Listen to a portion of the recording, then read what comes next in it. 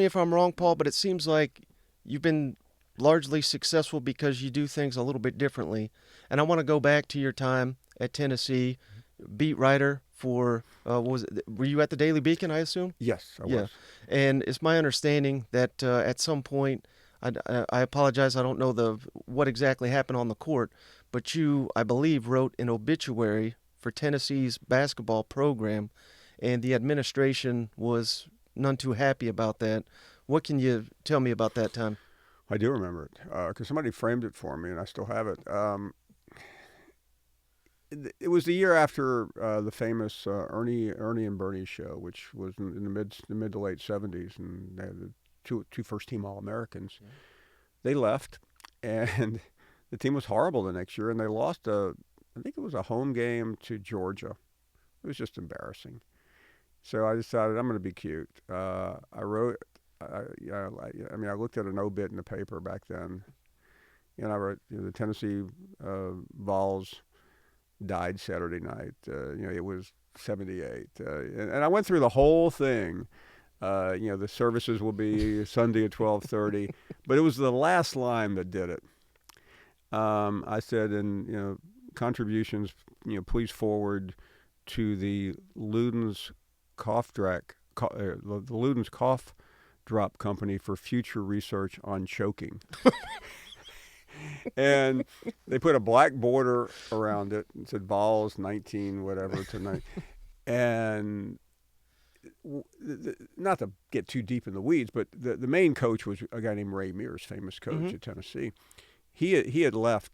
He'd taken a leave of absence to go into a hospital, so he had an interim coach. And he called me up and said, "I can get over here right away." And I got over there. The guy started screaming. I mean, he literally put his hands on me, like I thought he was going to kill me. Yeah. And then the team,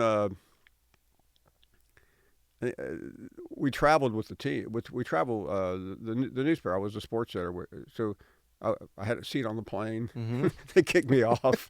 I mean, they finally relented, but it was. I think when I threatened, when I let the AD know that the basketball coach has put his arms on my neck and threatened me.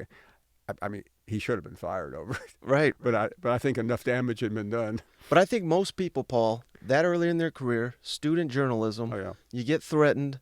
Don't ever do this again. You want to cover the team, revoke some privileges. I think 99% of people would have said, they would have done exactly what they wanted so they could continue to cover the team. And that's, did anything spark in you where you said, hey, maybe this is a path to going where I want to be? Here's the deep, dark secret about it. And it's funny, I ran into Dondi Plowman yesterday, the chancellor, and she put out a tweet congratulating the School of Communications.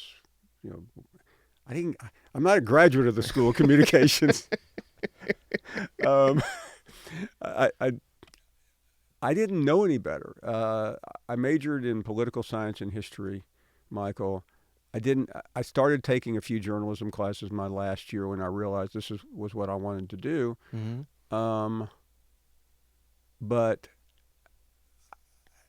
I just made it up as I went along in terms of my career, and it affected me because I mean I really did not have a lot of basic fundamental ability, but I did have an innate curiosity, Yeah. which I think helped me.